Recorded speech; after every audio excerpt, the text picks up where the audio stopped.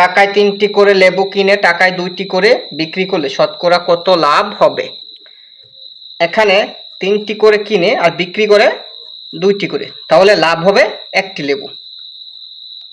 তাহলে লেখা যায় লাভ হবে 3 - 2 = 1টি। তাহলে 2টিতে লাভ হয় 1টি। এভাবে আমরা 100টিতে কতটি লাভ হয় এটা বের করব, কারণ এখানে শতকরা কত লাভ হবে এটা বের করতে বলছে। 2টিতে লাভ হয় 1টি, এই জন্য আমরা এখন বের করব 1টিতে লাভ হয় 2টিতে যতটি লাভ হবে 1টিতে কম হবে। এবার আমরা 100টিতে বের করব, কারণ এখানে শতকরা বের করতে বলছে। অতএব 100টিতে লাভ হয় 1টিতে যতটি লাভ হবে 100টিতে তার চেয়ে বেশি হবে, এই জন্য 1-এর সাথে 100 গুণ হবে, একে 2 দ্বারা ভাগ করব। 2 দিয়ে যদি 100কে ভাগ করি তাহলে কত?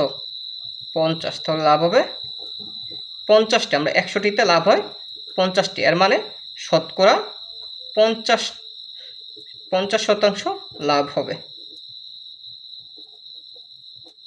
আশা করি সবাই বুঝতে পারছেন।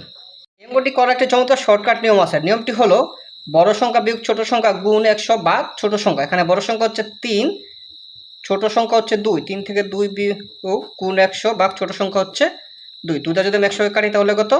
50। আর 3 থেকে 2 বিয়োগ করতে হয় 1, তাহলে 50 একে সমান কত?